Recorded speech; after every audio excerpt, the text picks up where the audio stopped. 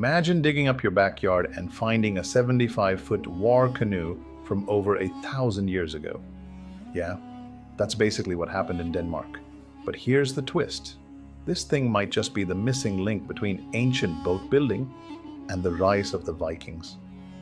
Let's rewind to 1863, a time when people still thought bleeding was a good medical treatment. An amateur archaeologist named Conrad Engelhardt was poking around a bog in Schleswig, Denmark. And bam, he hit something hard. But it wasn't gold or bones or a lost cow. It was wood. Lots of wood. Turns out he had just unearthed one of the oldest and best preserved wooden boats in Europe, the Nydam Ship. And let me tell you, it was not your average canoe. This beast was 23 meters long with space for 30 rowers. No sail, no motor, just pure Viking CrossFit energy. Built around 320 AD, yep, 4th century, this thing predates the actual Vikings by about 500 years. So now the question becomes, was the ship the granddaddy of Viking longships, or just an impressively oversized kayak built by ambitious early Germanic tribes? Let's break it down. The Nydam Ship was clinker-built, meaning its planks overlapped like fish scales. That's not just fancy carpentry. It made the hull stronger and more flexible in rough water. It also had an internal framework of ribs, keel, and crossbeams. In other words, it was built for speed, stability, and style. And while it had no sail, it could haul warriors' butts across lakes and rivers with efficiency. Basically, if the Romans had Uber boats, these guys were the drivers. Here's where things get weird. The ship wasn't just abandoned in the mud, it was part of a massive sacrificial offering. Alongside the ship, archaeologists found weapons, armor, and even other boats, all deliberately sunk in the bog.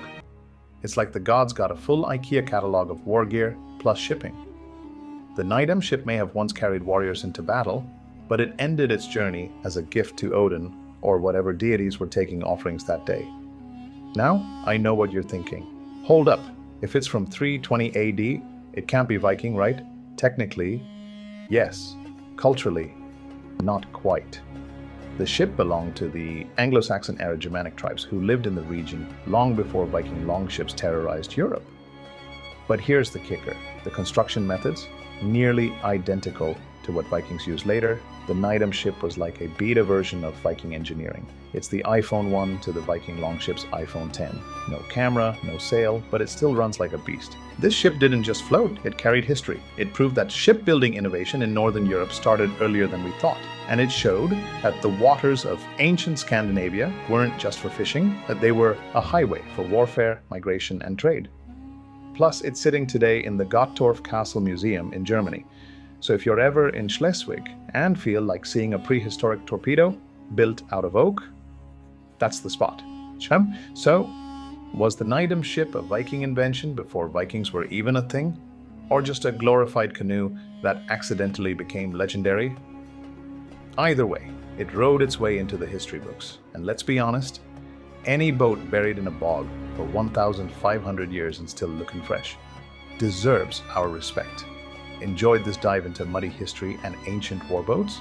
Hit that like button like you're rowing through a storm. Subscribe for more funny, freaky, and fascinating tales from the past. And drop a comment below. What do you think? Was the Nydam ship the Tesla of its time? Or just an ancient Uber pool? Let me know what weird or underrated moment in history you want next.